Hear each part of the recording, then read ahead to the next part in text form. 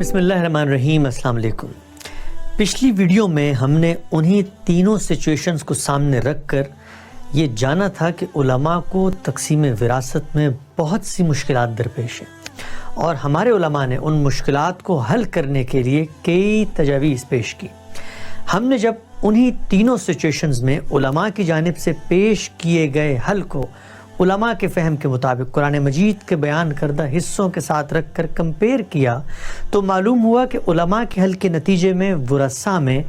حصے ایسے تقسیم ہی نہیں ہو پاتے جیسا کہ علماء نے قرآن مجید سے سمجھا تھا۔ اب ہم دیکھتے ہیں کہ تقسیم وراثت کی یہ ساری مشکلات قرآن مجید کی جس انڈرسٹینڈنگ سے پیدا ہو رہی ہیں، کیا اس انڈرسٹینڈنگ کے علاوہ وراثت کے قانون کی کوئی ایسی دوسری انڈرسٹینڈنگ بھی موجود ہے جس کے مطابق قرآن مجید کے تحت حصوں کی تقسیم میں وہ مشکلات سرے سے پیش ہی نہیں آتی جن کو حل کرتے کرتے علماء نے قرآن مجید سے سمجھے ہوئے تمام حصوں کو تبدیل کر دیا تھا؟ آئیے جانتے ہیں۔ ہم پھر سے انہی تینوں سچویشنز کو سامنے رکھتے ہیں اور یہ دیکھتے ہیں کہ کیا کسی صاحب علم نے انہیں کسی دوسرے زاویے سے بھی دیکھا ہے، اور اگر دیکھا ہے تو وہ کن اصولوں کے تحت علماء کی بات سے متفق نہیں ہے، اور ان کا جو نتیجہ فکر ہے کیا ان کی تفہیم کے مطابق قرآن مجید کے بیان کردہ حصے اسی طرح تقسیم ہو جاتے ہیں جیسا کہ انہوں نے قرآن مجید سے سمجھا ہے۔ یہاں یہ یاد رہے کہ علماء کی تقسیم پر قرآن مجید سے سمجھی ہوئی علماء کی فکر، اس کے نتائج، مشکلات اور حل کو ہم نے اس سے پہلے جان لیا تھا، اور یہ بات طے ہو چکی تھی کہ علماء کے نزدیک قرآن مجید کے بیان کردہ حصے کسی بھی طرح تقسیم نہیں ہو سکتے۔ اب ہم علماء کی انڈرسٹینڈنگ سے مختلف ایک دوسرے زاویہ نظر کا جائزہ لے رہے ہیں۔ تقسیم وراثت سے متعلق یہ نقطہ نظر جناب جاوید احمد غامدی صاحب کا ہے، جو انہوں نے اپنی کتاب میزان میں بیان کیا ہے۔ ہم یہاں انہی تینوں سچویشنز کو سامنے رکھ کر یہ جاننے کی کوشش کرتے ہیں کہ ان سچویشنز میں غامدی صاحب قرآن مجید کی ہدایات کو کیسے سمجھتے ہیں،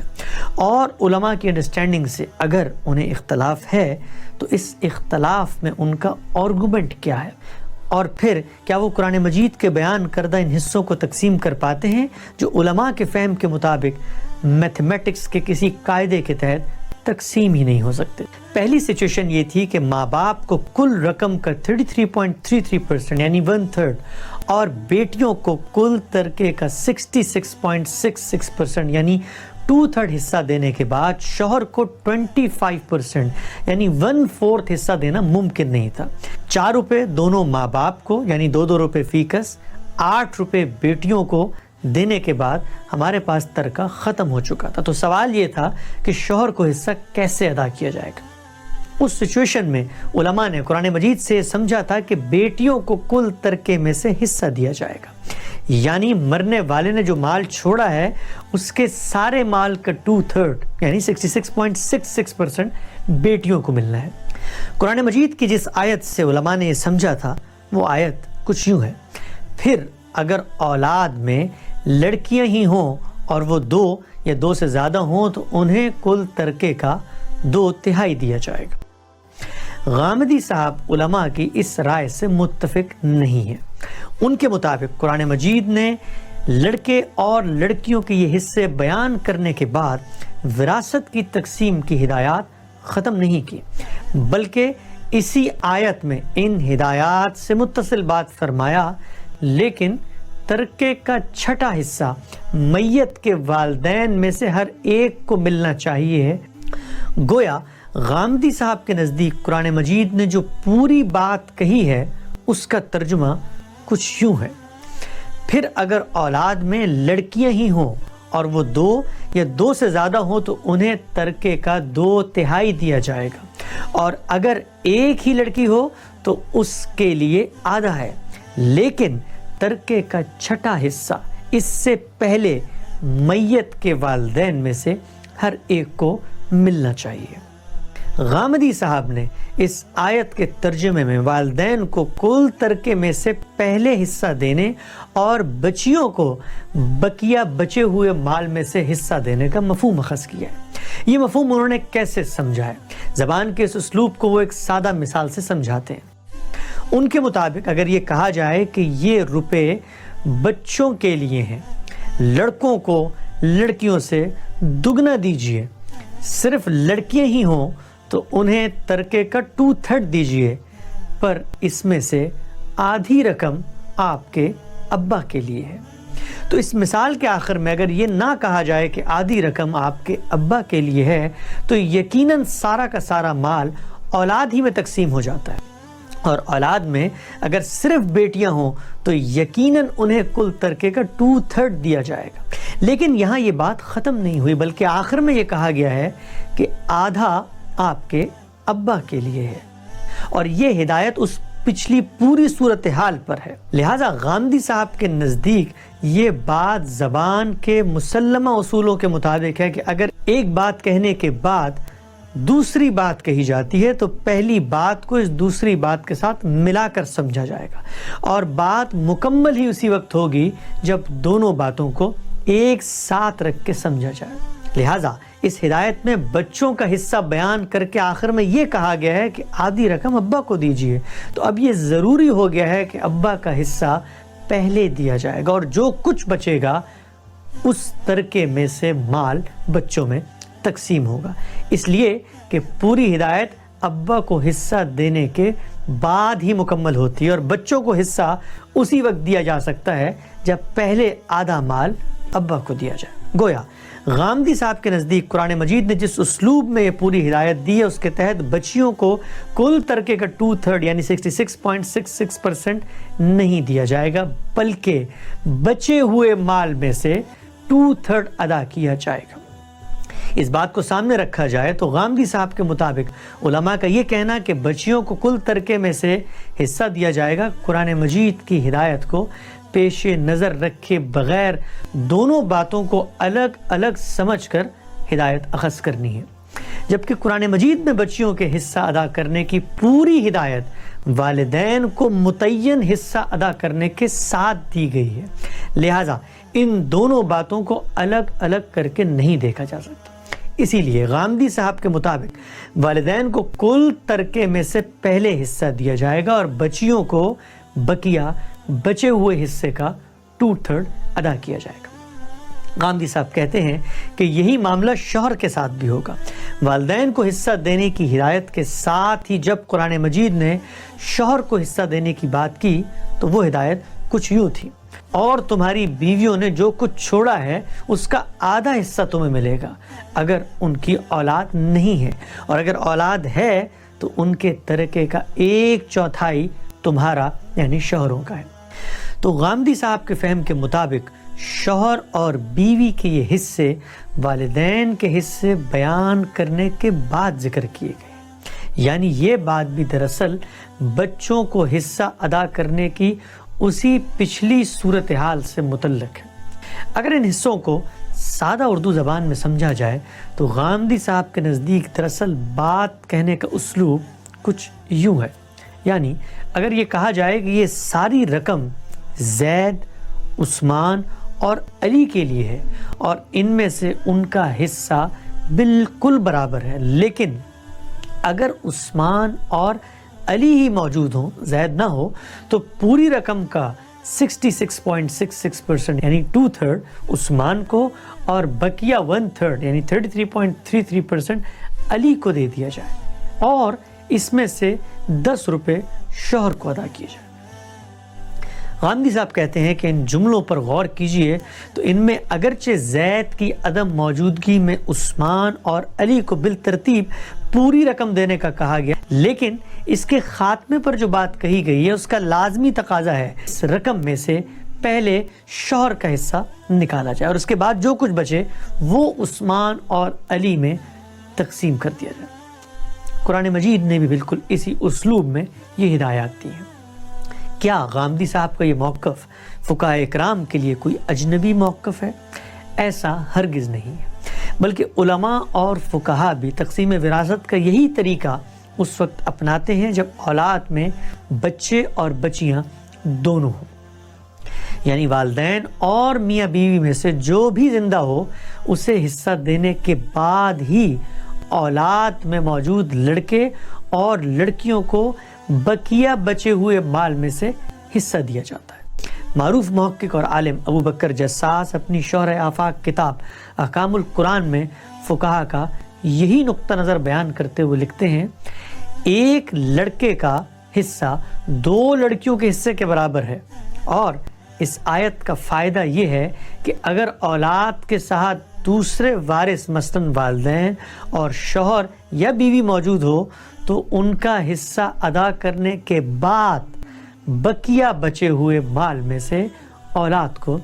हिस्सा दिया जाएगा। हमारे फुकहा उस सूरत में कि जब औलाद में लड़के और लड़कियां दोनों हों तो वालिदैन और मियाँ बीवी में से जो भी जिंदा हो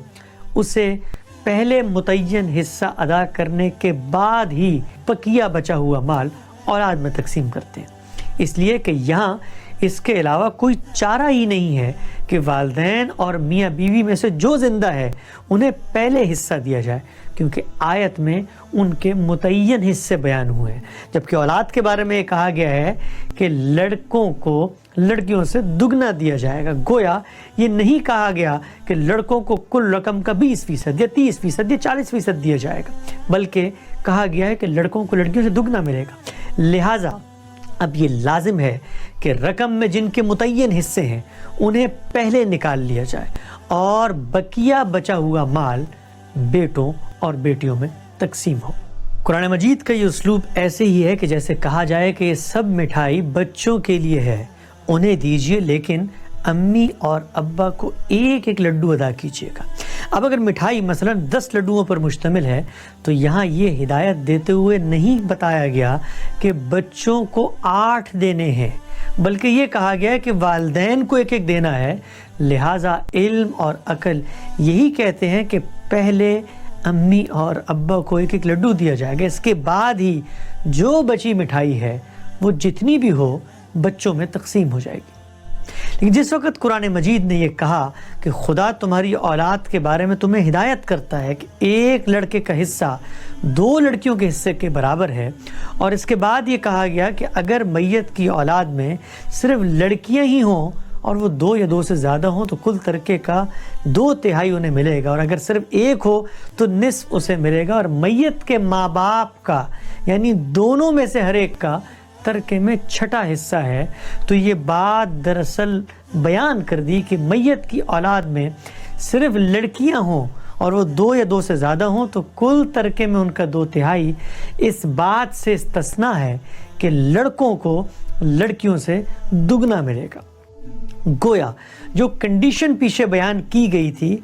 उस पर जिस तरह अमल किया गया, इस कंडीशन में भी बिल्कुल उसी तरह से अमल किया जाएगा। गामदी साहब के मुताबिक कुरान मजीद की ये हिदायत कुछ इस तरह दी गई हैं कि सबसे पहले कहा गया यूसीकुमुल्लाहु फी औलादिकुम लिज़्ज़करी मिस्लु हज़्ज़िल उन्सयैन। इसके बाद कहा गया फ़इन कुन्ना निसाअन फ़ौक़ इस्नतैनि फ़लहुन्ना सुलसु मा तरक व इन कानत वाहिदतन फ़लहन निस्फ़। और फिर कहा गया वलिअबवैहि लिकुल्लि वाहिदिन मिनहुमा सुदुसु मिम्मा तरक। यहाँ देखिए वलिअबवैहि लिकुल्लि वाहिदिन मिनहुमा सुदुसु मिम्मा तरक का जो आखिरी जुमला है, ये जुमला हरफ अतफ वाव के साथ आया है, यानी ये जुमला लाजिमन पिछले जुमले से मिला हुआ है। पिछले जुमले का आगाज यूसीकुमुल्लाहु फी औलादिकुम लिज़्ज़करी मिस्लु हज़्ज़िल उन्सयैन से हुआ था, तो गोया अब अगर ये उससे मिला हुआ है तो पूरी बात यूं होनी चाहिए यूसीकुमुल्लाहु फी औलादिकुम लिज़्ज़करी मिस्लु हज़्ज़िल उन्सयैन वलिअबवैहि लिकुल्लि वाहिदिन मिनहुमा सुदुसु मिम्मा तरक। यानी तुम्हारी औलाद के बारे में अल्लाह तुम्हें हिदायत करता है कि उनमें से लड़के का हिस्सा 2 लड़कियों के बराबर है, लेकिन इससे पहले छठा हिस्सा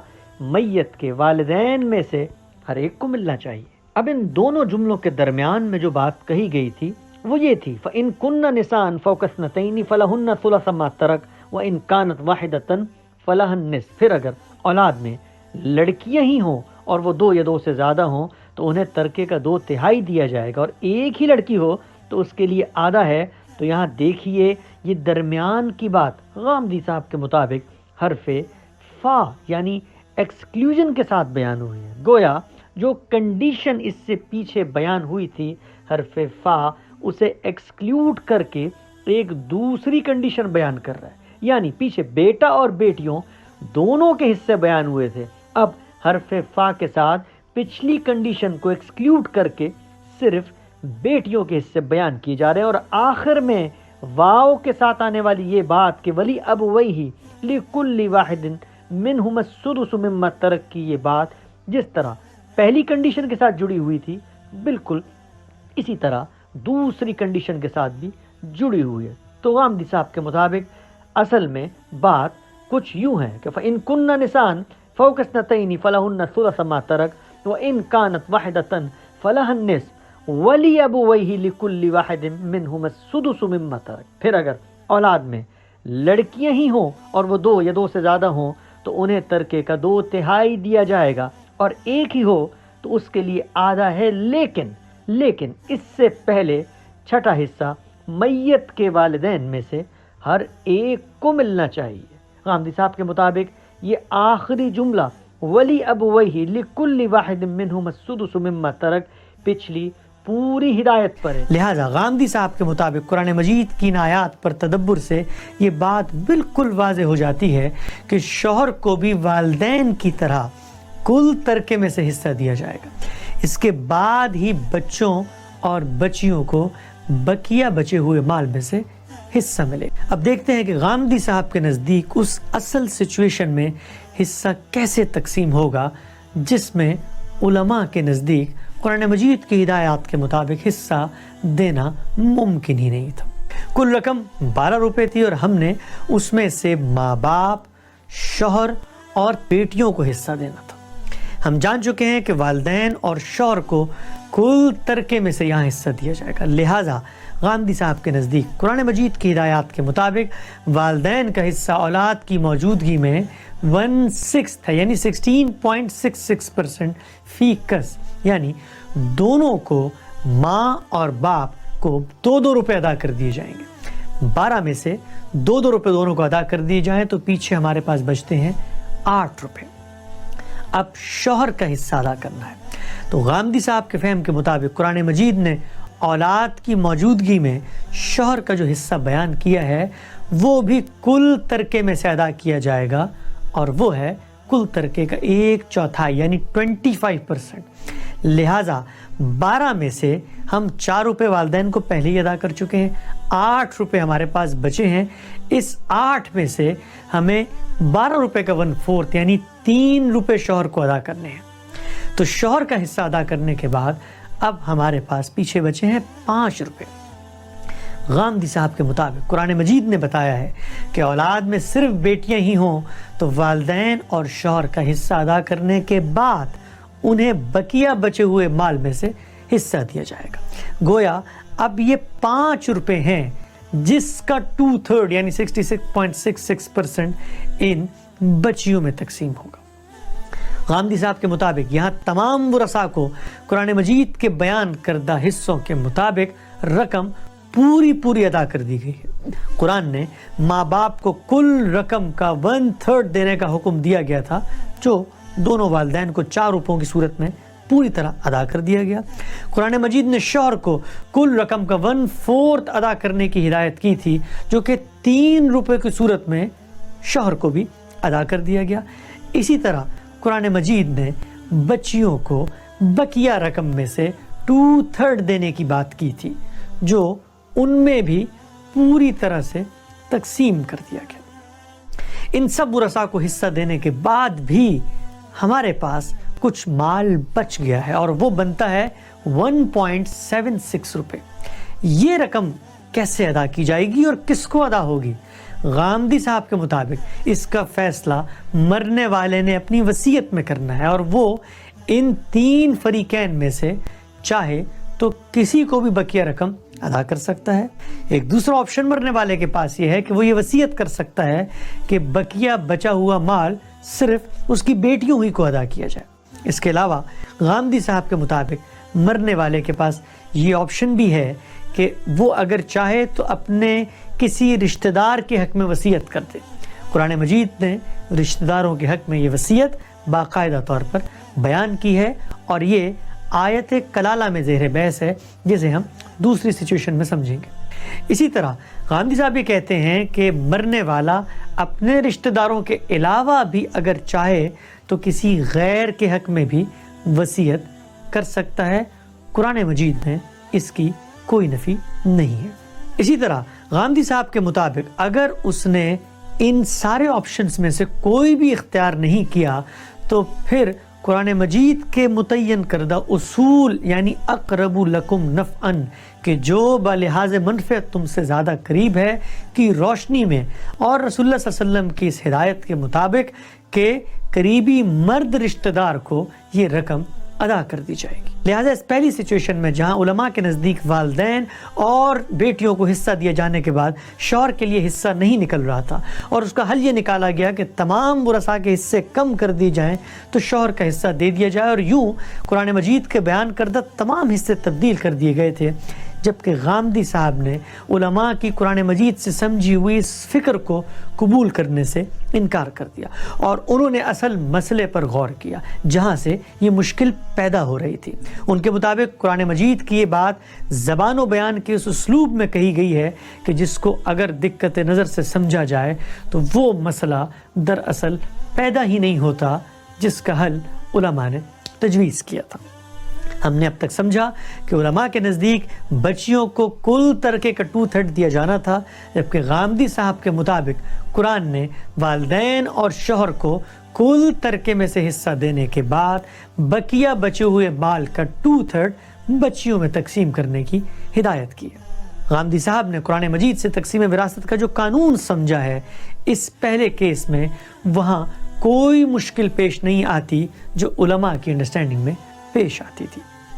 لہذا نہ غامدی صاحب کو اس مشکل کے حل کے لیے قرآن کے بیان کردہ حصوں کو تبدیل کرنا پڑا اور نہ خود سے قرآن کے متعین کردہ حصے سے کسی وارث کو محروم کرنا پڑا۔ اگلی ویڈیو میں ہم یہ دیکھیں گے کہ غامدی صاحب ان بقیہ 2 سچویشنز میں کیا تقسیم وراثت اسی طرح کر پاتے ہیں جیسا کہ انہوں نے قرآن مجید سے سمجھا ہے، اور جو مشکلات علماء کو اس تقسیم میں پیش آئی تھی کیا انہیں بھی پیش آ رہی ہیں۔